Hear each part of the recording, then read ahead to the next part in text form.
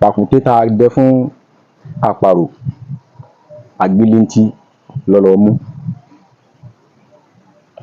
lọ̀rọ̀ bàbá ìmáàmù Ògbómọ̀ṣọ́ Sheikh Dr. Yunus Toliat Ayélára.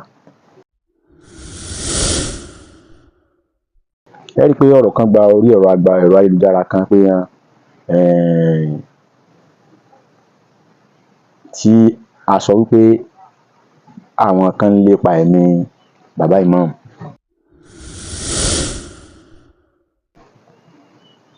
kò sí rọ́ǹbí tá à ń sọ èèyàn méjì yóò pàdánù rọ tẹ́ni tí ń pa fún tí ò bá mọ̀ ẹni tí ń pa yóò mọ̀ pé irọ́ lòun ń pa. ọ̀rọ̀ tá a sọ yìí nísìn tẹ́yìn tẹ ẹ ń wò pé bó ló ṣe mọ̀ bó ló ṣe gbọ́ tí ò bá wọn sẹ́yìn àwọn tá a sọ àwọn tí wọ́n mọ̀ tí wọ́n pàpérò rẹ̀ pé ẹ lọ ṣe báyìí tí wọ́n bá wo fọ́nrán yìí yóò mọ̀ já wọn lọ́kàn jẹ́ pé bó lọmọ yìí ṣe gbọ́ bó ló ṣe mọ̀.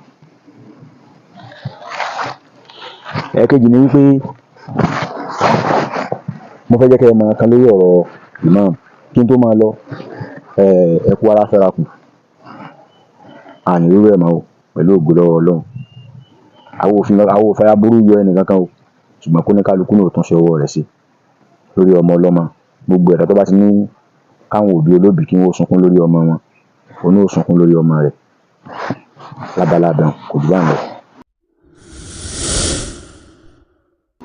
ẹ̀ẹ̀kejì wá ní wípé ntọ́tẹ̀lẹ̀ kẹta ní pé gbogbo ẹni tẹ́ ń lépa pé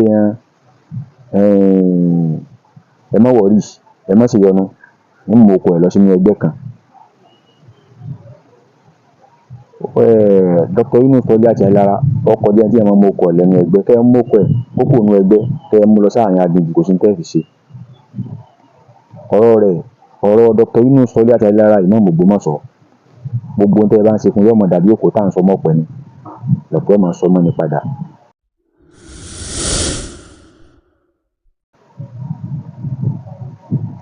ọ̀rọ̀ tí mò ń sọ yìí ó yé ọlọ́gbọ́n oyé lóye ó sì yọ ọmọ tuntun kó yé ẹ̀sìn rẹ̀ ẹni ọba bà ló mọ̀.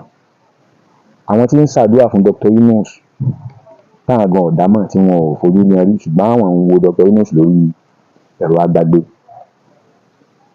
tí ń ṣe àdúrà fún gidi láwọn tí wíwẹ́ pé wọn ò ní gbàgbọ́ náà kan ní ìjọ Ọlọ́run ọba lọ. ẹ̀fẹ̀ àdúrà bẹ́ẹ̀ sì ni ẹni tó bá jẹ́ àáfàá tó kéré dáadáa tó sì gbọ́ Ọlọ́run gbọ́ gbà pàdúrà dé ọgbà tó bá dúrà olólùfẹ́ sí olólùfẹ́ ni òdodo táwọn èèyàn wá ń lára wọn wá jẹ́ wọn nífẹ̀ẹ́ wọn á ń ṣàdúrà fún. tí wọ́n kan bá sọ pé bóyá á dẹni ẹ̀ légbodò àbáyé ń sá àdúrà táwọn èèyàn ń ṣe ọkọjá agbóhun tí wọ́n ń sọ tẹ́ pé tí o bá ṣọ́ra tá burú bá dé bá ọ mo fi Ọlọ́run bá búra agbára orí òkè 100 kọ̀ọ̀ka kéèyàn ogun orí òkè Olúmọ Abẹ́òkúta tó ga hùn àbí kéèyàn ogun orí òkè Kilimanjaro lọ kọ́ lọ máa gbàdúrà ń bẹ̀ kò lè ka tọ́lọ́run ò ní gbà tọ́ládùúrà bòsí ni. nítorí ìdí èyí gbogbo ẹni tẹ́ jẹ́ olólùfẹ́ Dr. Yunus Ọlọ́run ní fi wálẹ̀ bí àwọ̀ gbà ojú òní tì wá yí ọmọ Yorùbá mo tún padà bọ̀ lẹ́ẹ̀kan sí ẹ̀kú ara fẹ́ra kú o ẹ̀mí ẹ̀ mọ́ sí bẹ́ẹ̀ mọ́ o.